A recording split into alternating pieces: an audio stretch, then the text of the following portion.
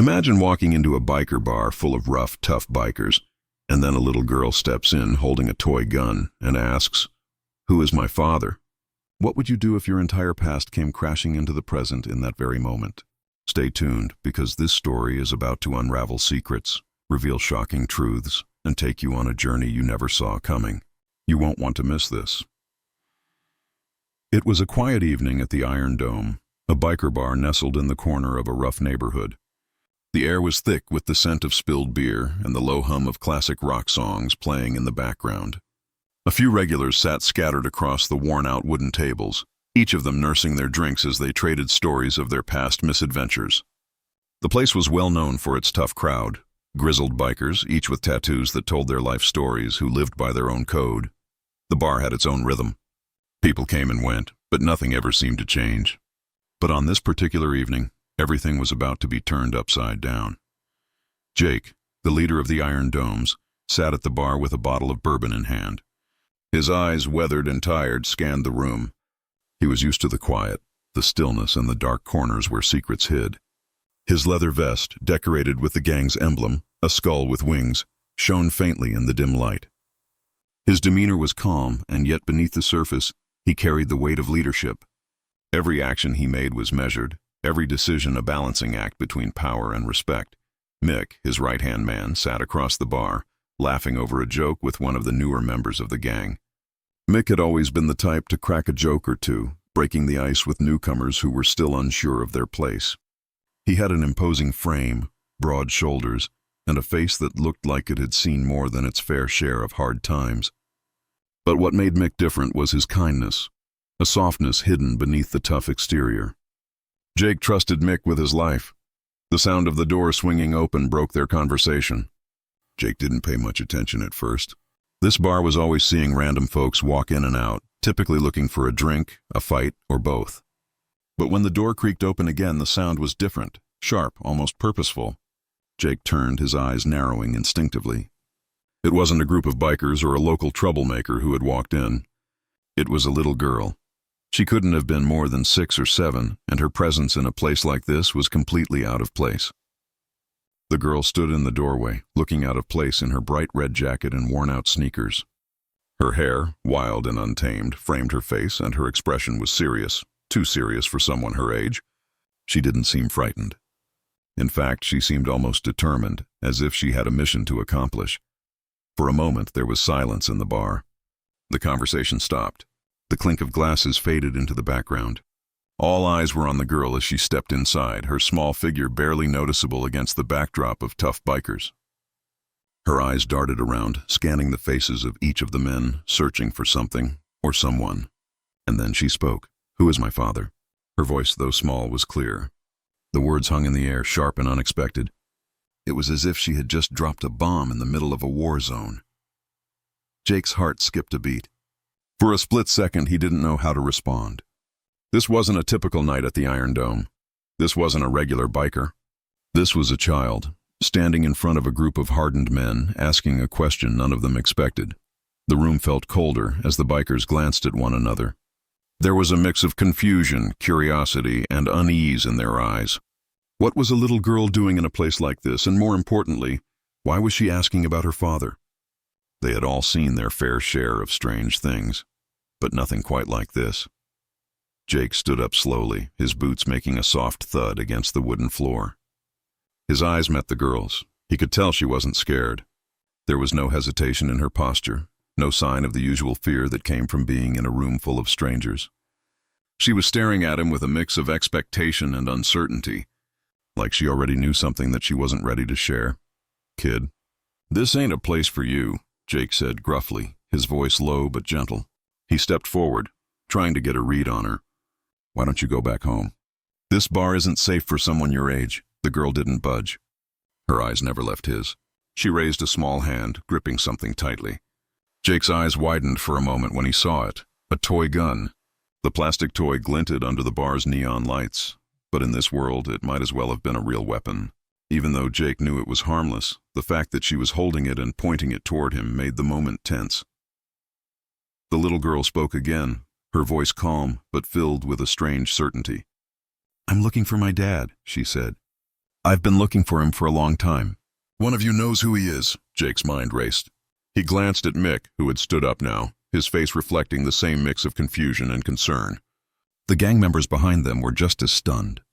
Everyone in the bar was still, frozen in the moment. The little girl's question echoed in their minds, and no one knew what to say.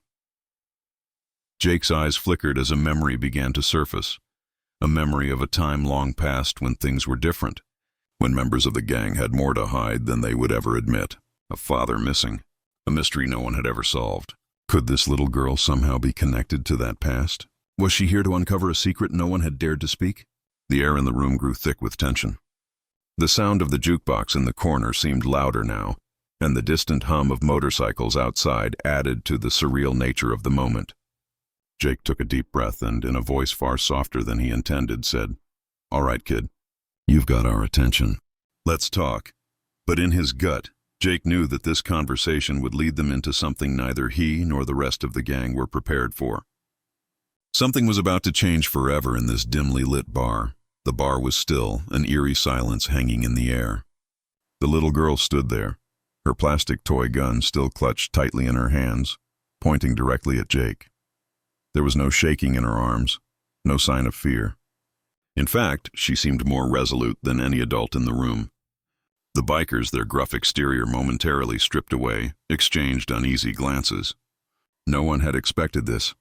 Jake stood motionless, his mind racing. He knew the moment he'd seen the girl that she wasn't just another lost child. She was here for something far deeper than just a chance encounter in the wrong place. And when she spoke again, her words were deliberate, each syllable cutting through the tension like a knife.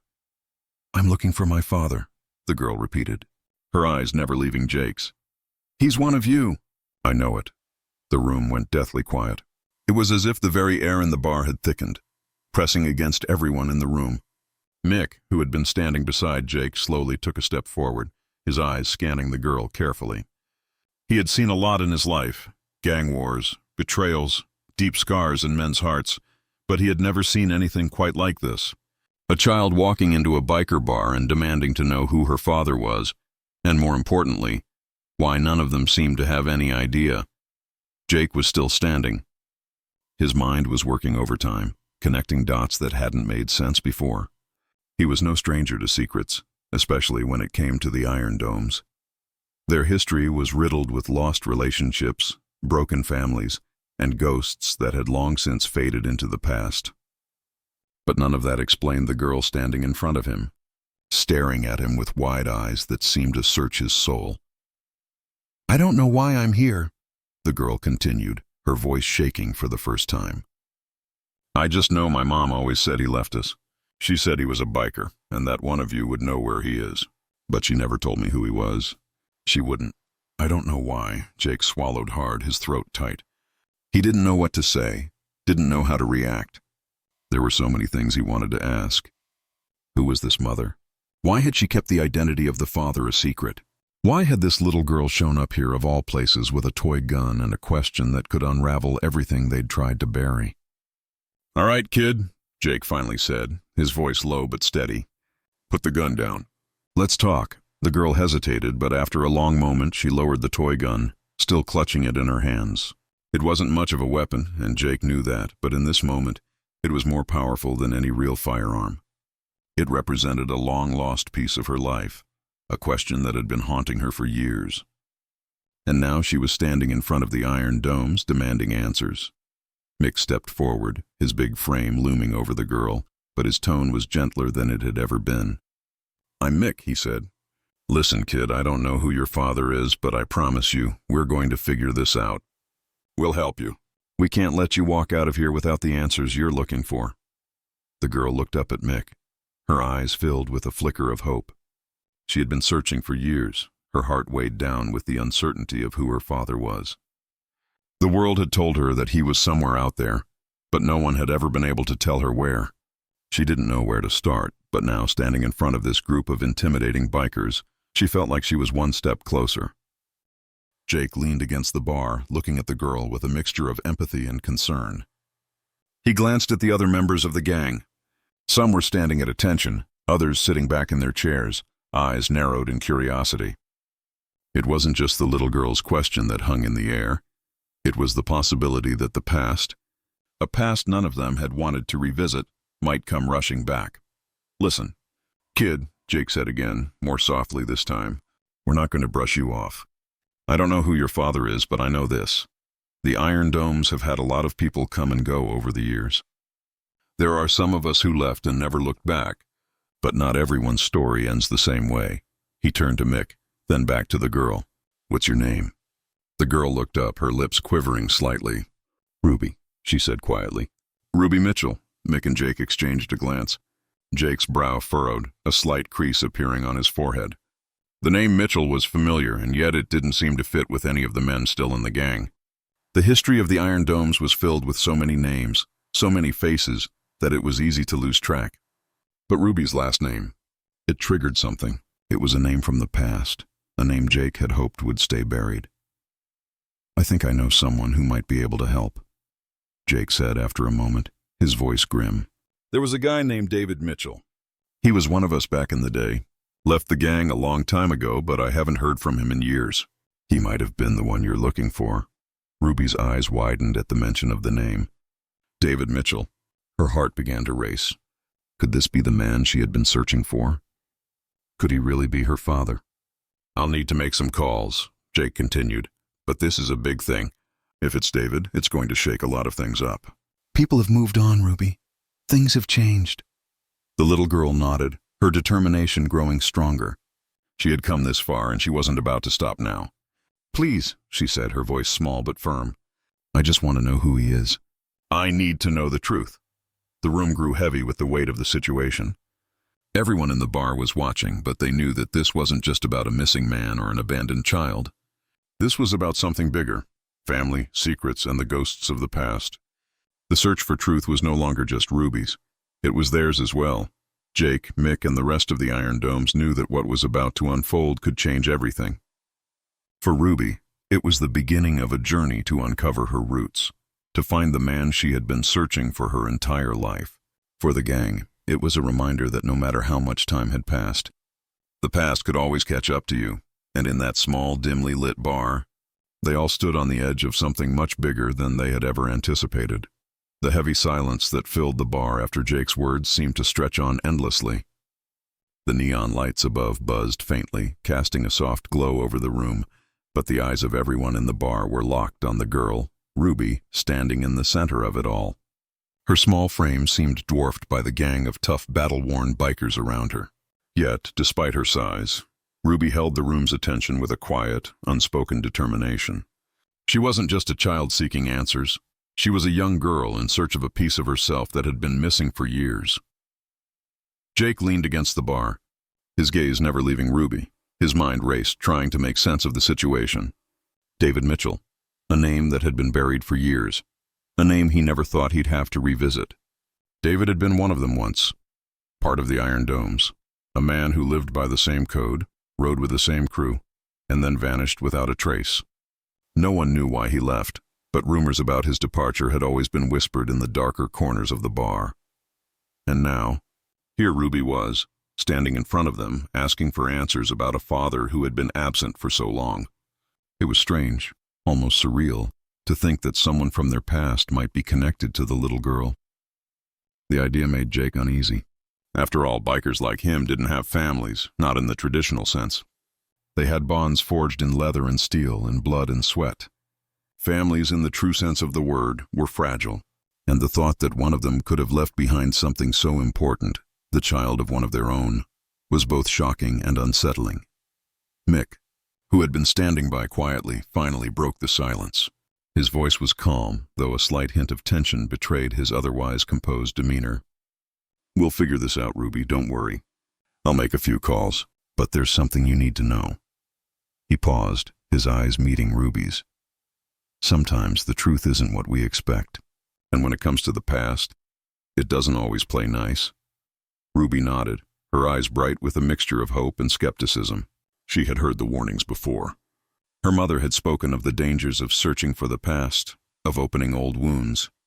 But Ruby was tired of living in the dark, tired of feeling like she didn't belong to anyone. She had to know who her father was, who she really was. Jake motioned for Mick to head outside, signaling that it was time to make the call. Mick, the more tech-savvy of the two, pulled out his phone and stepped into the cold night air, dialing the number with a sense of urgency. Jake watched him go, his mind still spinning with the revelations that had just been dropped into their laps. Meanwhile, the rest of the gang remained in the bar, unsure of how to proceed. Ruby, standing in front of the bar, looked around at the faces of the bikers. They were the ones who had lived a life of rebellion and freedom. They were the ones who had formed a bond no blood ties could break. Yet here they were, involved in something none of them could have ever anticipated, a search for a long-lost member of the gang who had, in some ways, left them all behind. As Jake sat down on a stool, his eyes scanning Ruby, he felt a strange tug at his conscience. What if the past was catching up to them all? What if Ruby's search for her father was about to pull them back into a world they had all hoped to leave behind? He had known David Mitchell. He had been a quiet guy, a little too withdrawn for the gang's usual rough-around-the-edges vibe, but he had been loyal. At least, that was what Jake had always believed. So why had he disappeared? It wasn't until Mick returned with the news that Jake's mind finally started to piece together the fractured details. Mick stepped back into the bar, his face grim, his expression unreadable. "I found him," Mick said, his voice low. Ruby's heart skipped a beat as she looked up, the anticipation building in her chest. She had known deep down that the truth was within reach, but hearing it confirmed was an entirely different matter. Jake leaned forward, his elbows resting on the bar. "Is he alive?" he asked, his voice hoarse. Mick nodded slowly. "He's alive, but he's not the man we thought he was. He's been living under a different name. Changed his identity years ago. Doesn't want to be found." Mick paused, letting the weight of the situation settle in. "He's out there, though, still riding, still living his life." Ruby's hands trembled at her sides. Her heart pounded in her chest. She had imagined this moment countless times, dreamt of the day when she would finally find her father. But now that she had found him, she was faced with a new truth. He didn't want to be found. Jake's voice broke through the tension in the room. "You've got to understand something, kid," he said gently. "David was never the same after he left the gang. He couldn't handle it, the life we were living. It's not easy to leave everything behind, but some people just can't find their way back. And that might be what happened to him." Ruby's mind spun. This wasn't the reunion she had imagined. Her father, the man she had been searching for, was a ghost, a man who had turned his back on everything, including her. She had wanted answers, but the answers were more complicated than she could have ever expected. "I don't care," Ruby said finally, her voice surprisingly strong. "I don't care if he doesn't want to be found. I just want to know why. I just want to know who I am." Jake sighed, his voice heavy with sympathy. "We all have our reasons for the things we do, kid. And sometimes those reasons aren't as simple as we'd like them to be. I'm sorry this turned out the way it did." Mick stepped forward, putting a hand on Ruby's shoulder. "You've got a right to know the truth, and that's all we can give you. The rest is up to you." Ruby stood there for a moment, the weight of the moment settling on her shoulders. The search for her father had led her to a painful realization that sometimes the people we seek aren't who we hope they are. But it had also brought her something she hadn't expected, the strength to keep moving forward, even when the answers were far more complicated than she ever imagined. As Ruby turned to leave, her head held high, Jake and Mick watched her go. The past had been uncovered, but it hadn't been the closure anyone had hoped for. For Ruby, it wasn't the end of the journey. It was just the beginning. The truth, as painful as it was, had set her free in ways she hadn't anticipated. She was no longer searching for someone else's identity. She was learning to define her own. And as the door to the Iron Dome swung open behind her, the bikers knew that this was a night they would never forget.